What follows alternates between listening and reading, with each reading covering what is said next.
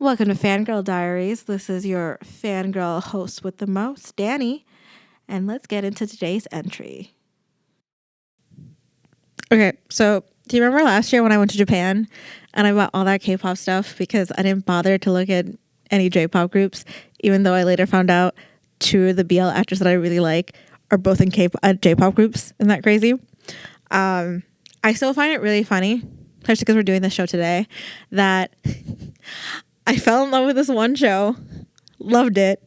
Didn't think to look up the actors. I was trying to see if I could find merch, but I was like not too into it because I was like, oh, all my Sailor Moon One Piece, that's all I want to focus on.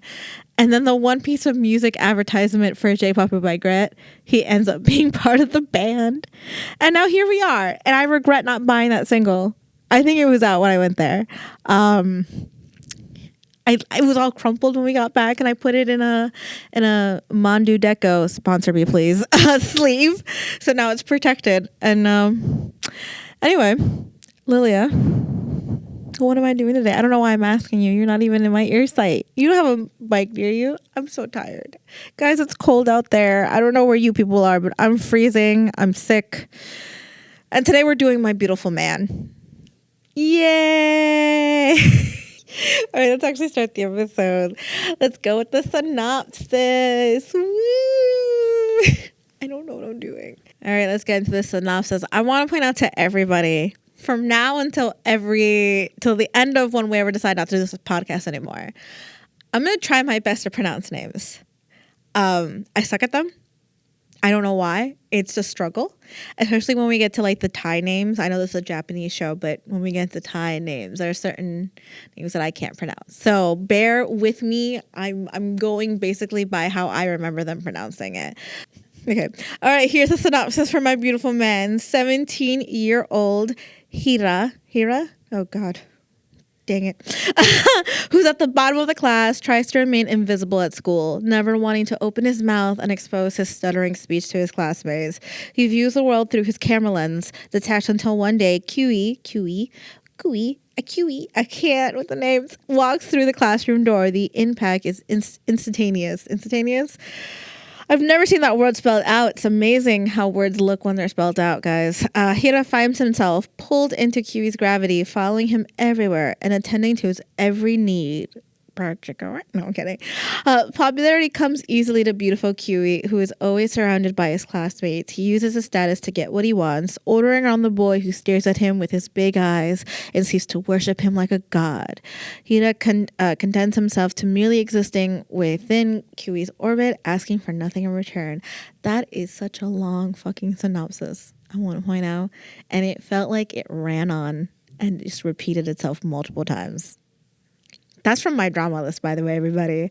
So this is a show from like 2021, so it's a little old. I will say now, because I'm going to forget it later if I don't come think about it now. There is a season 2. There is a movie. Those two things we will probably do an episode on a later date. But today we're just going to focus on season 1. And I know this is based on a manga series / it's got light novels. I've only ever read volume 1. So I'm not going to be able to compare it to anything from the books. Maybe like one or two things, and that's about it. I will say this is probably one of the first Japanese BLs that I watched. There were a few, like I've watched a few, and this one I really enjoyed. The actors, I will say, I really do a great job. The guy who plays Kiyoi, he's in a J-pop group called Fantastics. He's really pretty, I will say. Okay, so it is set in a high school, as every single freaking BL happens to be set in. So annoying. But then again, I hate when BLs are also set in college shows. I would like them to be outside of school. It's like, can we just do more non-school stuff? The way these two connect is kind of like very much... It's like you can tell they really like each other, but then you're also going through this weird journey of like, does he? He does, because they get together. So we're gonna go bit by bit. I wrote a lot of comments. The first thing I want to point out is I have to talk about my favorite character in the whole series, and all of it is Captain Duck.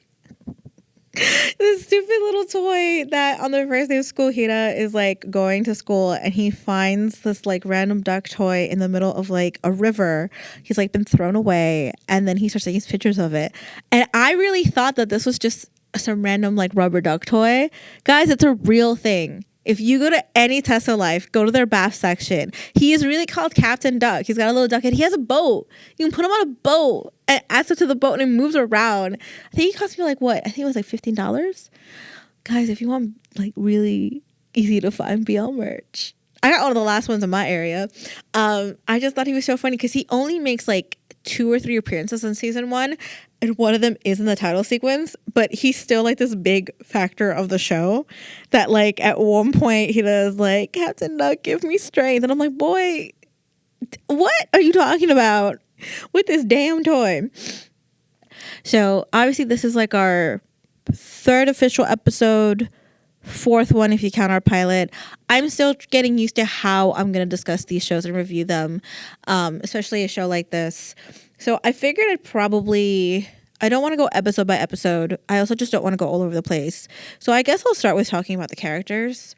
The 2 most important ones from the beginning, which obviously is Hira and Kiyoi. So I'll talk with Hira. Homeboy is, he needs therapy. He got obsessed with this boy way too quickly. He took one look, and because he saved him from having to introduce himself, he's like, that is my God. I am building a religion around him. Like, my boy, I think you just like him. I don't know if we gotta go this far. Like, damn. Like to the point where I was like, I don't know, there's obsession and then there's this. Like, he really does everything this boy wants. And the funniest scene to me, or at least the craziest scene to me, is that obviously he takes pictures of everything. He sneaks a photo of this guy, and then he has some personal time with it. Lilia's face when I said that. I don't know. It's like that weird thing of like, he's clearly never been in a relationship. He doesn't have friends. And here comes this one boy who like everyone's in love with, who's giving him attention. And it's weird because why is this really cute boy giving him attention? And he just is like obsessed. And I think it doesn't have to, like, he really is alone. Like in the show, his parents move away from like where they're living because his dad gets a promotion, and he's like, oh, you'll just stay in grandpa's old house. So he really has no one around him. So he really just like full on fixates on this one guy. And I guess good for Kiyoi, because the one thing about him is that he wants to be famous. He himself has his own personal issues. 2 people with personal issues, I don't know. I feel like therapy would have helped out a lot here. I think it's really funny because we find out later in the show that the reason why he wants to be famous, Kiyoi, is because he kind of gets abandoned by his mom for her new family. Yeah, like she gets married, has a new husband, and then when they have kids, they kind of forget about him. So his big thing about wanting to be famous is that he wants to have fans. He wants to be adored. He wants to be loved. And I guess what he later learns about himself is that he doesn't want to be loved by fans. He wants to be loved by somebody. And then he meets this one. So it's kind of like a really fun dynamic with those 2, because like I feel like one can't believe the other one likes them, and then the other one can't believe he likes him, right? So we do follow them for the first, I think it's the first 3 episodes of this series in high school, 3 or 4 episodes. I just want to point out, I thought their classmates were really fucking annoying. I hated all of them. Like, there's one specific character whose name I will never fucking remember, who like is on Kirisa like trying to be his closest friend, but he's really clearly just using him. And it's just like, I don't know how to describe. He's like that, that type of character I'm trying to think of. He's trying to be like the popular guy's like second hand, and he's not really like Q does not give a shit about him. And he's trying to get all the girls, and he's always so surprised that Q doesn't want to get with the girls, and it's like, because my boy's gay. I can't say that. I shouldn't say that. No, but he like very clearly just does not care. He has one focus in mind, And all the other ones kind of just like wants popularity from it, and they turn on him quick. I love how earlier it was like, oh, I'm gonna focus on one character, and then I just like don't do it. Well, whatever. They really jump on him quick. He does this like competition, and I thought it was really funny because the first time I watched it, they allude to that like, oh, my cousin signed me up to this competition of like beautiful, like trying to find the most good looking like boy or whatever it was for like I think it's like a modeling competition, and like obviously everyone's like, you signed yourself up. You know you signed yourself up. What cousin? Like, there's no cousin. Where is this cousin? And he doesn't win, which is crazy to me. Because let me tell you, there are some really beautiful BL actors in Japan. Like, some really beautiful ones. There's some beautiful actors in general. This one, he's so beautiful. I have to Google translate how to pronounce his name because I don't want to say it wrong. Lily is laughing at me. Oh, no, she's yawning. Now she's laughing at me. But he is so beautiful. And I'm always like wondering, like, who the hell won this contest? That this boy who's like so good looking didn't even make like the top 3. Like, he didn't. You've never seen this show. Leah doesn't watch BL because she doesn't like watching boys kiss.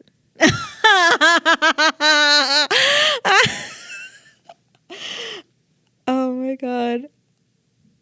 All right, guys, we took a little pause. I was able to Google Translate and get my headphones to work because my headphone wasn't working. So it's Yagi Yusei. He's from Fantastics, which is part of the Exile Tribe. Like, it's one of those subunits. This is, for those who don't know, Exile Tribe, I guess, is one of these giant J-pop kind of groups that have multiple members, and then they have mini subunits. I don't know if, like, as a whole, Exile Tribe performs together. I just know he's in this one group.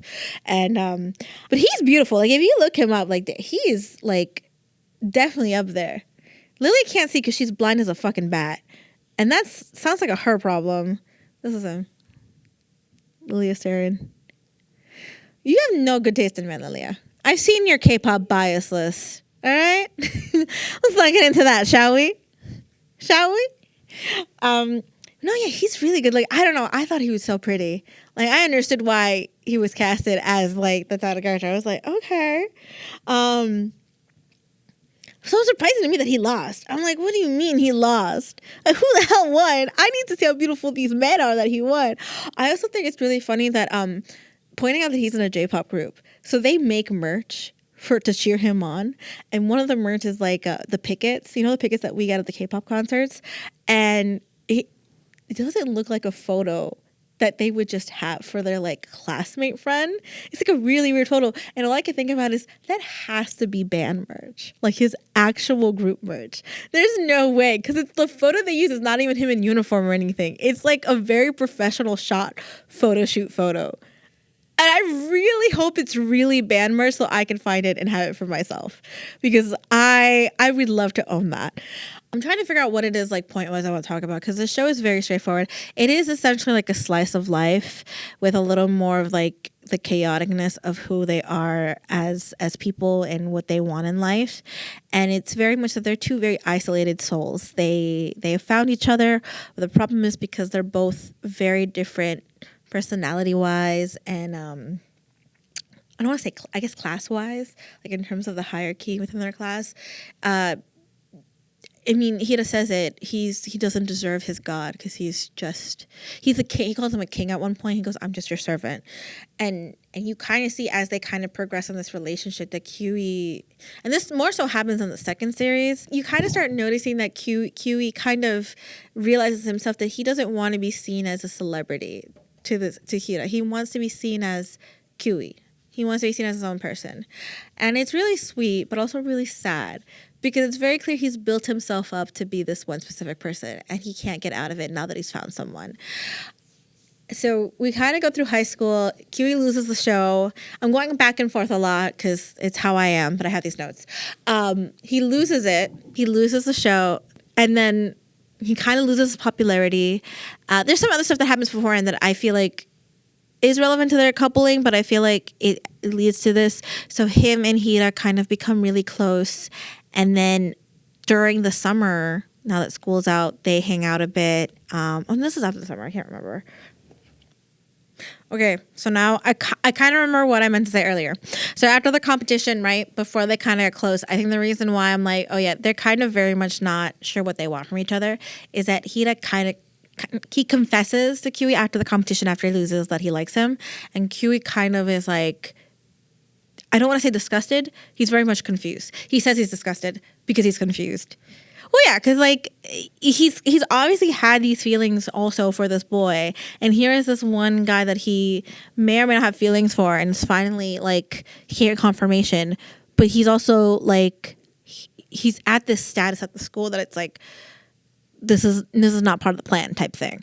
And it's funny because then he loses his friends, back off away from him, and then they start spending time together.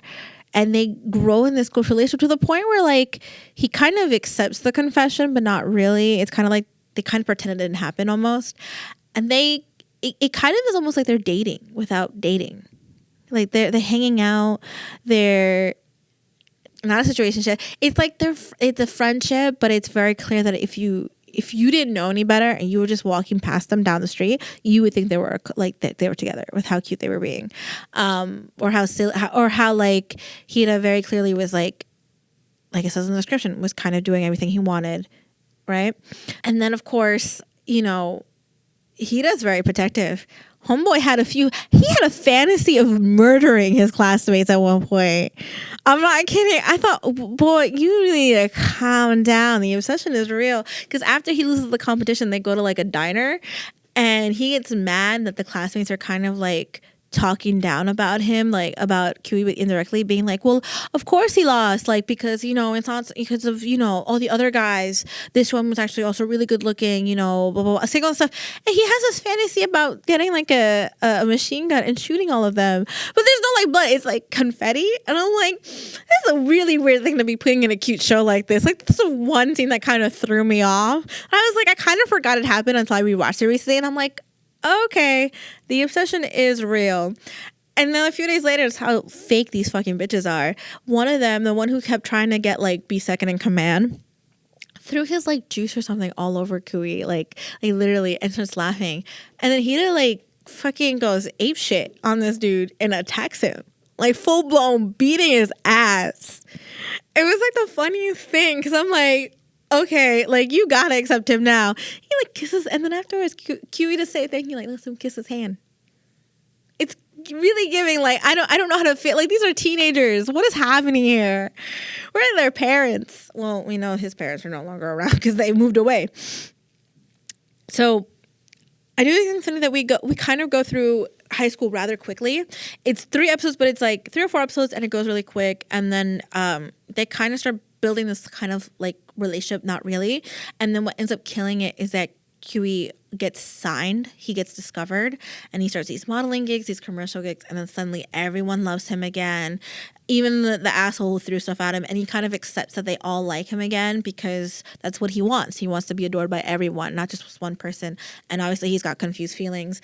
And then it's the last day of school, and he very clearly wants Hira to confess. He wants him to say that he loved him or whatever, or liked him like before. And he kind of hesitates because he's not really sure if he should say it again.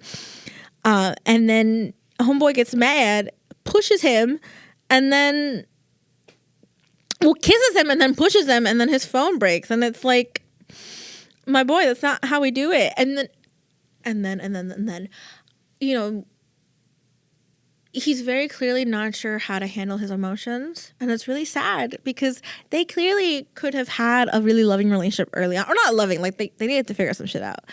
But Hira doesn't know what he's supposed to be doing. He didn't realize that he was supposed to confess, even though he's had done it in the past. He's kind of like not sure what it is Kiyoi wants at all.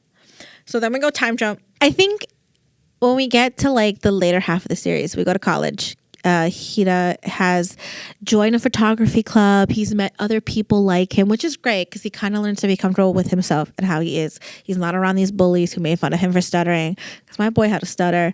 I think we are present day wise 3rd year of college, and I say that because he has a couple of years have passed. I feel like if it had been 2, we would have said 2, and I think in the 2nd season we are in their final year of college, his final year.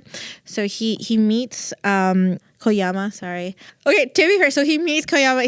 He basically is the opposite of Kiyoi. He was very attending to Hira and his like issues. He doesn't treat him poorly. My thing though is that homeboy kind of sees that Hira is like very quiet and like not confrontational, and basically makes him his boyfriend without really saying you're my boyfriend. And it's weird. And it's like Hira's Kiyui's a red flag. Koyama's is like a yellow flag, if only because of that. And I still think that they're both in the wrong. Like Kiyoi kind of like abused Hira a lot, abused in the sense of like he punched him a lot anytime that like there were times where he would confess. Koyama's like kind of is like telling everyone that Hira is his boyfriend when it's very clear. And like I'm kind of saying more yellow flag than red flag because so we get 3 years past, right? Hira has changed his phone number. He no longer has the same number. That's why him and Kiyoi have kind of like disconnected after high school. He sees that Kiyui's still doing like commercials and photo shoots, and he hasn't reached that level of fame that he's been wanting, but he's getting there.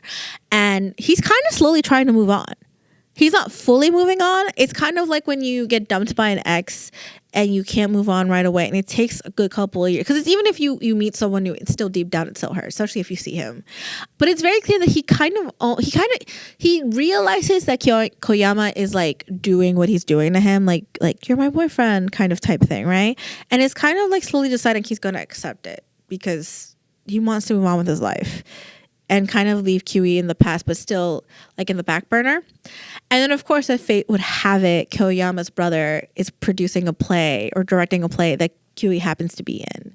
And that's how they end up meeting again. So he's in shock because they happen to meet on Koyama's birthday. And that heart of flutter thing happens again, where the obsession once again becomes to the extreme. And, you know, Kiyoi acts like, you know, like whatever, like he doesn't care about Hira anymore. And like if you're kind of looking at it through Hira's perspective, it's almost like, oh, maybe he stopped caring about me, maybe, or not even caring about me. Like, oh, he doesn't want to be around me anymore. It's been years. Maybe I should learn to move on, but he can't because he's obsessed. And Koyama can kind of clearly see that like Kiyoi has some control over Hira, and it's very much not enjoying like how Kiyoi treats him, because like Kiyoi has this thing with calling him a stalker and saying that he's disgusting or like gross. And the first time he does it in front of Koyama, it's because Hira is like stuttering and Koyama's like trying to take care of him, and he's like taken aback, like how dare he say this about basically my boyfriend. And the only reason I'm saying that he thinks that he had his boyfriend is because he tells his brother, and his brother tells the cast and Kiyoi that that's his boyfriend. So it's kind of like a thing of like he's really stuck between two people. This one person who probably would be good for him, but also kind of is taking advantage of his like I want to say low self-esteem, but just taking advantage of how he's kind of just, you know, non-confrontational, I guess is the best way to put it. And then the one person he's always been in love with and who he's still obsessed with. And I think I haven't really talked much about the production of the show or anything. It's a really well done show, I will say, costume-wise, production-wise. I love seeing like different parts of like Japan in this series. They really go out there with like the photography and the staging and stuff. I do think it's funny kind of the budget when it comes to like the competition, where we go backstage and it's really clear that like there's barely anyone there. Well, it's whatever. The fact that production wise, because again, I haven't read the books, so this is where I kind of have to be like, if this happens in the books, then damn. We kind of switch perspective in that second to last episode. We go to Kiyui's perspective and we kind of see what he's been thinking about Hira all the way from high school. We find out that yeah, he did enter himself in the competition, and that he doesn't understand what his feelings are for Hira in the beginning, because like very clearly he sees that Hira's like obsessed with him and he likes him, but he doesn't know how to express that. And then when they go off to college, the idea of him, or anyone, Kiyoi doesn't go to college, Hira does, but hearing that Hira might have moved on with a different person really kind of pisses him off. And he kind of tries to manipulate the situation because, you know, he may not be famous yet and have all these fans, but there's that level of obsession that Hira has that he wants to be engulfed in. And then I think it later develops of like, oh, this is the type of romantic relationship I want. Like I want to be in love with this person because he truly loves me for me. It's he doesn't just love me like, yeah, he thinks I'm beautiful, but it's not just because of my beauty. There are other things about me that he loves.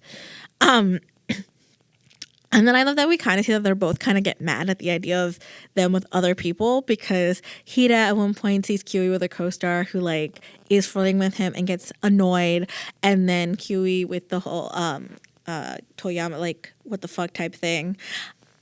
So I've kind of been going beat by beat with the show. It is such a good show, guys. It is, I think, one of the like the better like bills that I've watched. I do like putting it on sometimes just randomly. They're such good. The chemistry between the leads, by the way, I haven't talked about, is just impeccable. They're so good at what they do. You could really see off that like jealousy off of them in many scenes. They really play off each other really well. And I think what works is that they became friends like IRL.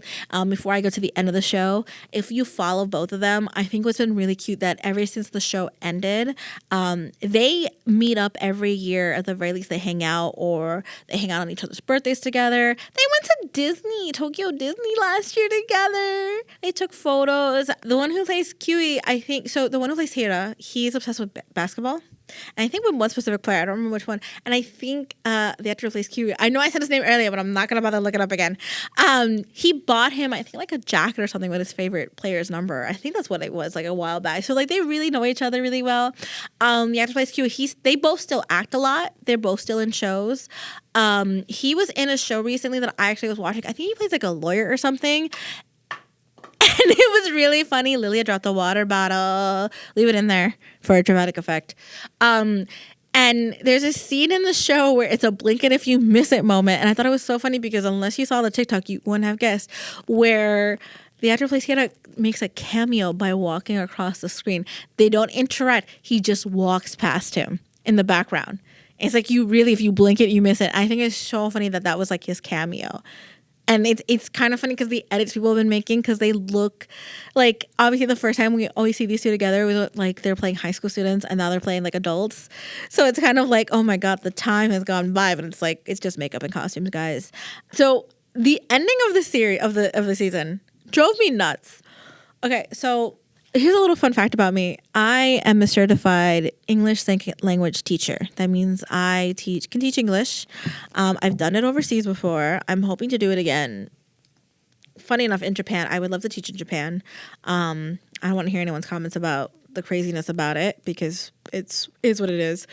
I found it really funny that the ending of the show has the two of them breaking into their old high school, and that's where they confess their love for each other. Because all I could think about is, how the hell did these two break into this high school? Is there not security? Is there not alarms? Don't you need a key? And then they do it in the classroom. Lilia's like, excuse me? I'm not like joking. Like, they literally confess to each other, or he confesses to Kiyoi, and they like chase each other, and then he kind of just like, they confess, and then I think they end up doing it, or it's like a little they end up doing it, and I'm like, at the high school, that's gotta be a crime. I'm pretty sure you go to jail for shit like that.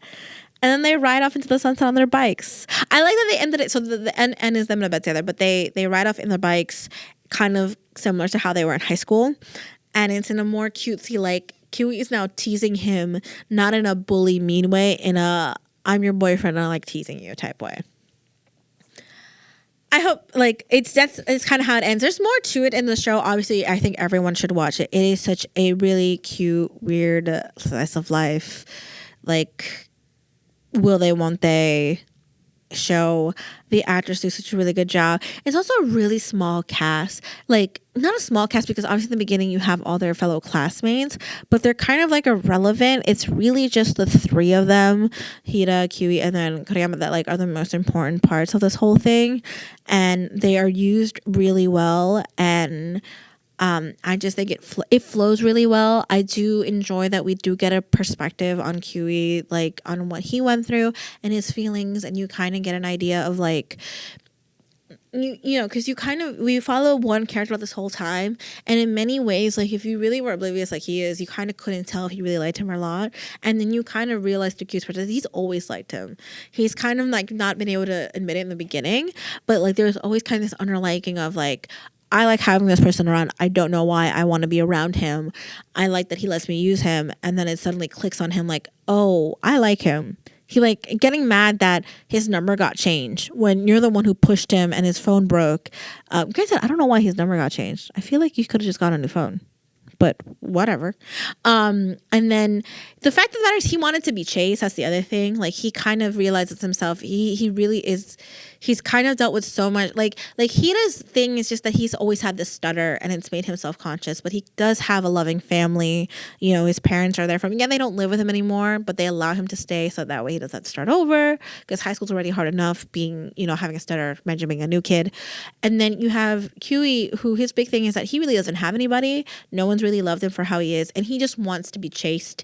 That's kind of why he wants fans. He wants the thrill of like having people go after him, which is why he doesn't go after Hira. Like he's known where this man has lived. This man has lived in the same house for years, but because Hira changed his number and didn't go after him, he didn't want to bother. He just felt defeated, and he felt like he was being abandoned. And now he kind of goes through all these emotions, finds him again, and even though he's still stuck on this whole I want you to chase me thing, he still kind of pushes himself because like Hira's the one that tells him, I'm going to go to the first place that I fell for you, and I'm going to make it the last place I'll ever think of you again, kind of like thing. And then he shows up because he doesn't want to give up on him. So yeah. So that's kind of like my review on Beautiful Man. I guess I should give it a rating. Okay, guys, so rating-wise, My Beautiful Man, I'm going to give it an 8 out of 10. I feel like there were some parts of the series that kind of was a little bit rushed. I could have done with less montages. I felt like there were more areas that we could have explored, especially in high school. We only really hit 3 episodes. I know this show, I think, only had like, 8-ish episodes. I feel like it could have been longer. And I know we get a season 2, but that's going to be a continuation of the current relationship. I would have enjoyed if we could have gotten more background on Kiyoi instead of just one very specific episode. I feel like that could have been maybe 1 or 2. And then we kind of, in some ways we don't rush it at the end, but in some ways we do. And of course, they lose a point because there's not enough Captain Duck. My man deserved more. He's the true hero of this series. So that's kind of it on my rating. In terms of where you can watch it, there's, as far as I'm aware, 2 streaming services, at least in the States, that I am on, that I know it's on. It's on Gaga Ulala. I love saying that. Gaga Ulala. Or Viki. I will say, though, if you're the type kind of like me that likes to watch it at 1x5, like a little bit faster speed, because sometimes these shows can be a little slow, Gaga Ulala is the way to go. But app-wise, I think Viki's better. Like a half and half type thing.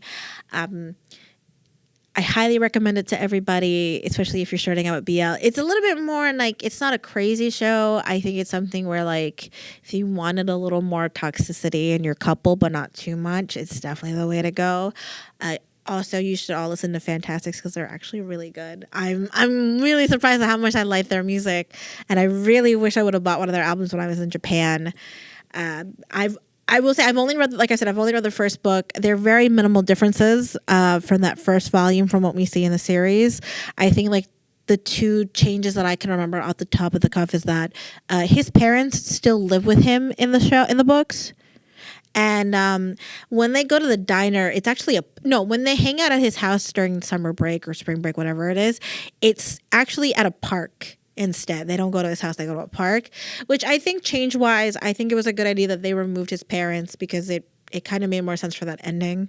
Because he still lives with him in college, and I think the idea of him running off to like the high school and meeting up with him and then going back to his place makes more sense without his parents there. And then I think doing it as a house is more intimate or instead of at like a park, especially considering he finds the picture. Oh my God, I forgot to mention that. The picture that he uses to like, I know the rating. I will say the fact that he finds the picture, he knows that he has this picture, and then later on he apologizes for doing that. I'm telling you, if you want a little bit of toxicity in your couple, this is the one to go with. So I guess I should pick my song of the episode. Like I said, news and what I'm watching is going to be a separate thing.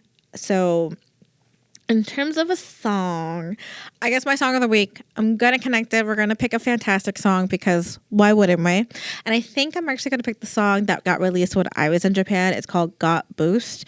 It's apparently, funny enough, the title song to one of the for those who don't know, in Japan, Power Rangers called, I think, Kamen Rider is how the series is called. Obviously, it's going to be pronounced different because in Japanese and all that. Got Boost is going to be our song of the week. I want to say, I do think it's funny that Power Rangers is always, Power Rangers, Kamen Rider, whatever you want, is always connected to Japanese BL. Because if it's not an actor who's been a Power Ranger or a Kamen Rider, whatever they call it, being an actual like actor of the show, they're doing like a song for the series or something. So Power Rangers for the gays over there. Yeah. But yeah, so Got Boost. Definitely, again, I'm gonna stress this enough. You guys really should watch this. I hope I can read the series and then do a review on the books. And yeah, next week's episode, we're going to go all the way to the land of Oz, and we're gonna do a review on Wicked, especially in honor of Wicked Part 2 coming out. So that's gonna be our 2nd December episode. It's so exciting. I'm a big Wicked theater girly, so I hope you all enjoyed this episode. I hope I wasn't too awkward because I'm still getting used to this. So I just want to take a second and thank everyone who's going to be listening to this, and hopefully I get better with time. And yeah, Lilia, do you have anything you want to add on the sidelines? Yay! First BL episode. If anyone out there knows how to be an editor and would like a job as an editor, let me know. No, I'm kidding. I'm Jake. I love you. All right, bye everybody. All right, guys, that's it for this entry. Make sure to follow us on all of our social media accounts. On Twitter, you can find us at FG Diaries Pod. On Tumblr, TikTok, and Instagram, you'll find us at FG Diaries Podcast. Make sure to comment, like, and subscribe, and hope you all have a wonderful fangirly day.